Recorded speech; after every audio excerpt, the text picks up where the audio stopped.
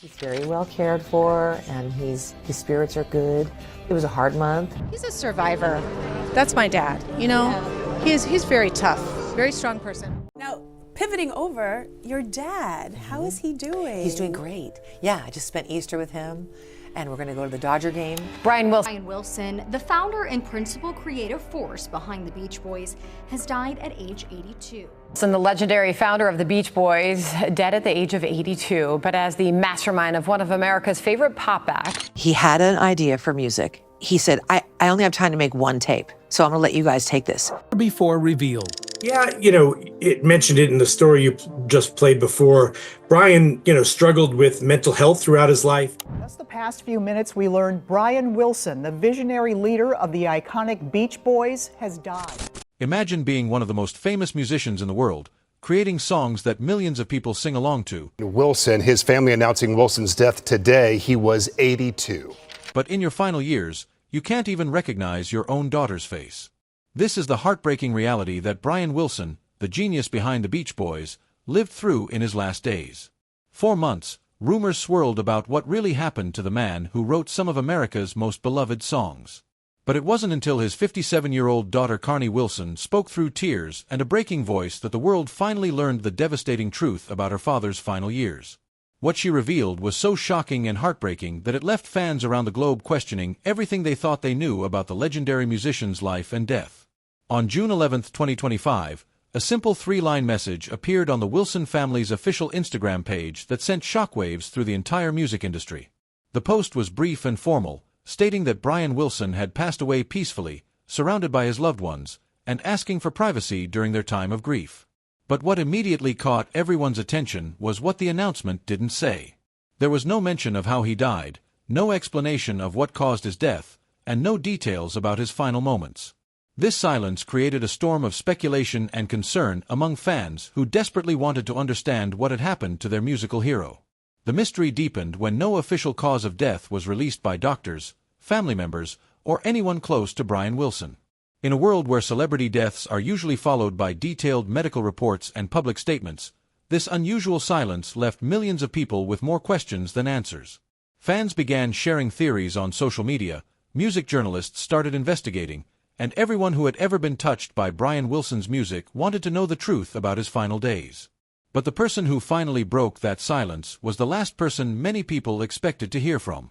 Carnie Wilson, Brian's daughter who had lived much of her life in the shadow of her famous father's struggles, decided it was time to tell the world what really happened. What she shared was so painful and personal that it changed the way people understood not just Brian Wilson's death, but the tragic reality of his final years. In a deeply emotional post on her personal social media account, Carnie shared a photograph of her father sitting at his piano, his head tilted slightly as if he was listening to music that only he could hear. But it was her words that truly broke people's hearts. She wrote that her father had been a piece of her soul, and that she had never felt pain like losing him. She described him as the only person who had ever made her believe that music could heal everything. But then came the revelation that shocked the world. For the first time, Carnie revealed that for the past year of his life, Brian Wilson was no longer the man that fans remembered. He had been living in a state of complete memory loss since early 2024, following the death of his beloved wife Melinda. Carnie explained that her father didn't recognize her anymore, couldn't speak to her, and that their only communication came through looks and gestures. She wasn't even sure if he knew who she was when she visited him.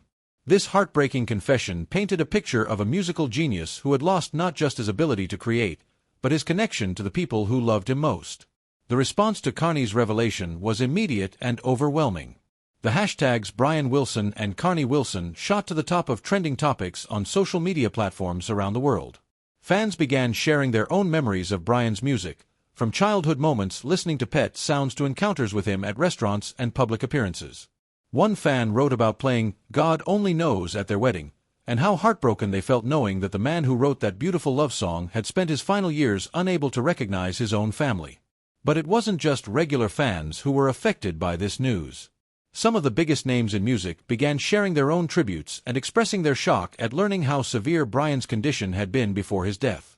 Elton John posted a photograph of himself with Brian, calling him a genius who had lived in pain, a friend and mentor whose melodies would never be forgotten. Even Mike Love and Al Jardine, the remaining members of the Beach Boys, admitted that they had no idea things had gotten so bad for Brian. They expressed regret that they hadn't been able to see him one last time before he passed away. As more details emerged, the picture of Brian Wilson's final years became even more heartbreaking. According to Carney, her father had been confined to a wheelchair for over a year before his death due to complications from 2 failed back surgeries. He was almost entirely unable to move on his own, couldn't dress himself, and required constant care. The man who had once created some of the most complex and beautiful music in history could no longer perform the basic tasks of daily living. Even more tragic was the revelation that Brian had been placed under legal guardianship by the Los Angeles Superior Court. This meant that he was no longer considered capable of making decisions about his own life, health, or finances. Carney described visiting her father and finding him sitting quietly, watching a Lakers basketball game on television, which seemed to be one of the few things that still brought him any kind of joy. But when she walked into the room, he would look at her as if she was a stranger, perhaps someone delivering food or providing some other service. The most heartbreaking memory that Carney shared was about the last time they had worked together in a recording studio. This had happened in mid-2023, before Brian's mental state had completely collapsed. She described it as the first time she had been in a studio with her father as an adult, something she had probably dreamed about her entire life. But instead of being a joyful creative experience, it became a nightmare. Brian cried throughout the entire session, not just for a few minutes, but for hours. He paced back and forth like a lost child, and Carney stood there not knowing how to help him. He didn't say a single word during the entire time, just wept for something that was gone forever, maybe for the person he used to be. To understand how Brian Wilson ended up in such a tragic state, we need to go back to the beginning of his story and trace the path that led from musical genius to heartbreaking decline. Brian Douglas Wilson was born on June 20, 1942, in Englewood, California, in what should have been a peaceful suburban setting. But Brian's childhood was far from peaceful. His father, Murray Wilson, was an amateur musician with big dreams but a violent and controlling personality. Murray didn't just yell at his children. He physically abused them in ways that would leave lasting damage. One of the most devastating incidents happened when Brian was just a young boy. Murray struck him so hard with a wooden plank that Brian permanently lost hearing in his right ear. But what shocked people who later learned about this incident was how young Brian reacted to this trauma. Instead of crying or becoming withdrawn, he focused all of his attention on listening with his remaining ear. He later said that he always tilted his head to hear voices, not to understand words, but to imagine where the sounds were coming from and what they meant. While other children his age were playing outside and enjoying normal childhood activities, Brian spent most of his time in his bedroom with a radio, completely absorbed in the music he heard. He became fascinated with the sophisticated harmonies of groups like the Four Freshmen, the complex compositions of George Gershwin, and the innovative production techniques of Phil Spector. These 3 influences became what he later called his living curriculum, teaching him everything he needed to know about creating music. No one formally taught Brian how to arrange songs or structure musical compositions, but somehow he understood music like it was a survival instinct. For him, music wasn't just entertainment or even a potential career, it was an escape from the violence and chaos of his home life. By his teenage years, Brian could hear a chord progression and immediately analyze it in his head, understanding how all the parts fit together and how they could be improved or changed. Brian began teaching his younger brothers Dennis and Carl Wilson how to sing harmonies, how to hold their pitch, and how to listen to music not just with their ears but with their entire bodies. Along with their cousin Mike Love and friend Al Jardine, the Wilson brothers formed a group that they first called the Pendletons before changing the name to the Beach Boys. Their first song, Surfin', was released in 1961 and quickly became popular in California, leading to a record deal with Capitol Records. Within just 3 years, Brian Wilson had become the creative force behind one of America's biggest musical phenomena. Songs like Surfin' USA, Fun, Fun, Fun, Don't Worry Baby, and I Get Around turned the Beach Boys into the soundtrack of young American life, representing beaches, surfing, convertible cars, and freedom. But what fans didn't realize was that Brian himself never really lived that carefree lifestyle that his music celebrated. While his brother Dennis actually surfed and enjoyed the California beach culture, and while the other band members partied and enjoyed their fame, Brian spent most of his time in recording studios. He was creating the complex arrangements and innovative production techniques that made the Beach Boys' music so distinctive, but he was doing it from a place of isolation and increasing anxiety. He once said that he never actually surfed, but that he surfed through fear every day of his life. The pressure of sudden fame and success proved to be too much for someone who was already carrying emotional damage from his childhood. In 1964, while the Beach Boys were on a flight to Houston for a concert, Brian suddenly suffered a severe panic attack. He felt like the blood was draining from his body and began screaming uncontrollably until flight attendants had to restrain him. This terrifying experience led to a decision that would change the course of his life forever. Brian announced that he would stop performing with the Beach Boys permanently. From that point on, the Beach Boys continued touring and performing concerts with the remaining 4 members, while Brian, at just 22 years old, retreated to work behind the scenes. He thought this would give him the quiet environment he needed to create music, but instead of finding peace, he found himself consumed by an obsession that would nearly destroy him.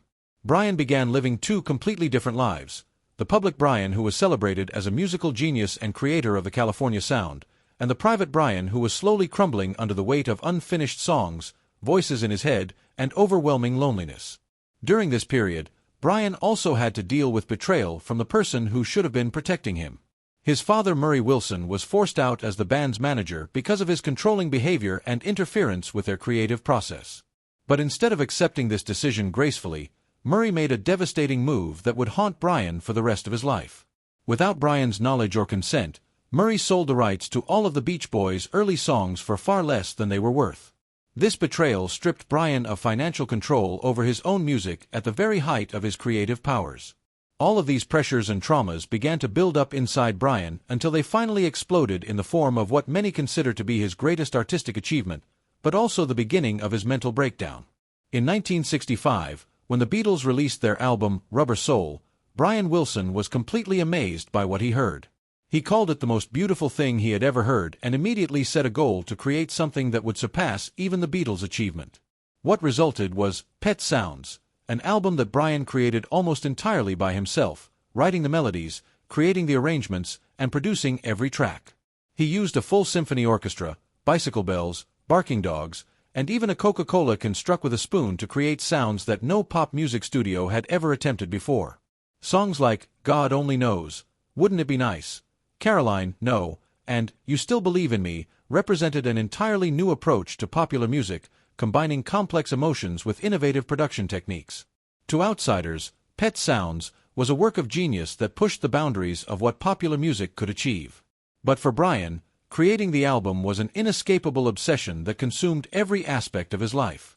He began hearing voices in his head, not musical ideas, but whispers and shouts about failure, worthlessness, and death. He told no one about these disturbing experiences and just kept recording day and night, trying to work through the pain and confusion. When Pet Sounds was released in May 1966, it received incredible praise from critics and fellow musicians, but it was not a commercial success in the United States. This rejection devastated Brian, who had poured his entire soul into the project. To him, the album wasn't just a collection of songs. It was his mind and heart laid bare for the world to see, and the fact that the public didn't embrace it felt like a personal rejection of everything he was. After the disappointment of Pet Sounds, Brian's mental state began to deteriorate rapidly. He started talking about hearing the voices of dead people whispering to him after recording sessions. Studio technicians recalled him stopping work because he felt that the room was haunted by evil spirits. He stopped eating and sleeping regularly, gained weight uncontrollably, and became addicted to a dangerous combination of sedatives, antidepressants, and LSD. Despite his declining mental health, Brian embarked on his next project, an album called Smile that he described as a modern teenage symphony. But the deeper he went into this project, the more he lost control of his own mind. Smile became a musical labyrinth with no exit, consisting of hundreds of short musical fragments with strange titles like Cabin Essence, Vegetables, and Wind Chimes that Brian tried to piece together in a structure that only he could understand. Brian began talking to himself in the studio, halting recording sessions because he sensed negative energy in the room, and on one occasion, he actually burned a master tape because he believed the devil was trapped inside it. In May 1967, after months of recording and spending over $250,000, equivalent to millions of dollars today, Brian officially canceled the entire Smile project. The Beach Boys eventually released a simplified version called Smiley Smile, but Brian's spirit was broken. By the early 1970s, Brian Wilson had become a shadow of his former self. He would stay in bed for weeks at a time, eating only peanut butter sandwiches and drinking Coca-Cola, neglecting his personal hygiene and sometimes weighing as much as 300 pounds. The vibrant young man who had created some of the most innovative music in history now lay silent in a dark bedroom with the curtains drawn and the television blaring constantly, as if he was trying to drown out the voices in his head. The Beach Boys continued performing and releasing records during this period, but Brian had essentially vanished from public life.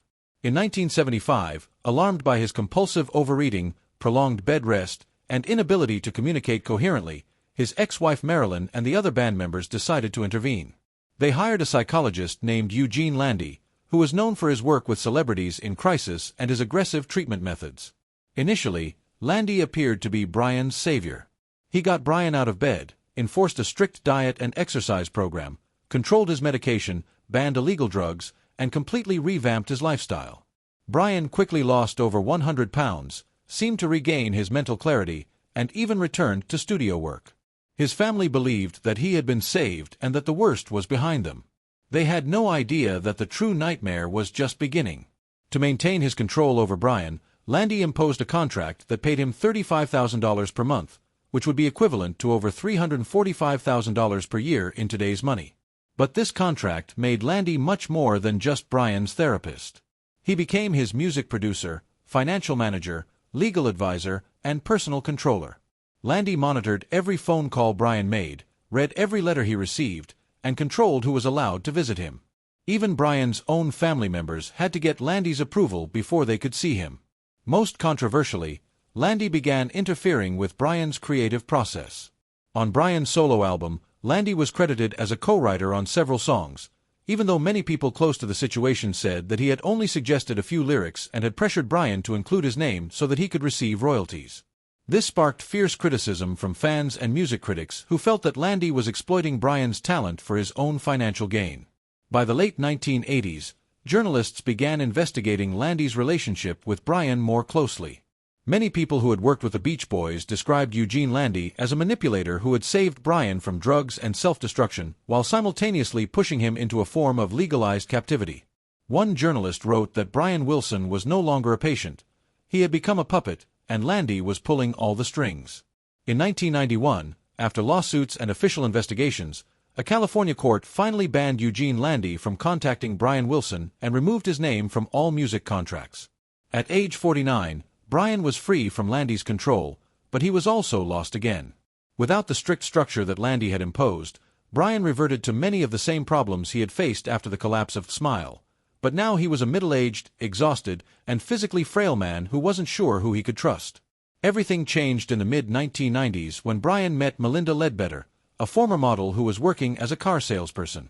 Melinda wasn't a doctor, therapist, or music industry professional.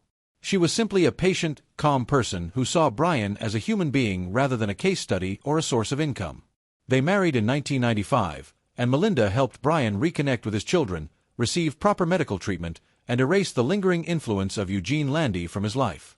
Most importantly, Melinda helped Brian learn how to live like a normal person again. Under her loving protection, Brian returned to performing on stage, released a completed version of Smile in 2004 that earned him a Grammy nomination and global acclaim, and seemed to find a measure of peace and happiness that had eluded him for decades. But as if his life was programmed for tragedy, this happiness couldn't last forever. In January 2024, Melinda passed away, leaving a void in Brian's life that no one could fill. Brian, who was already struggling with severe neurological disorders, began to decline rapidly without the person who had been his anchor for nearly 3 decades. In February 2024, his family filed for legal guardianship with the Los Angeles court, stating that he could no longer manage his own eating, medication, clothing, or communication. The court approved the appointment of 2 guardians, Gene Sievers and Leanne Hard, who took full responsibility for Brian's care and decision-making. From that point on, Brian Wilson officially lost his personal and legal capacity to control his own life. He spent his final months in a wheelchair, unable to recognize the people who loved him, living in a state of confusion and memory loss that robbed him of everything that had made him who he was.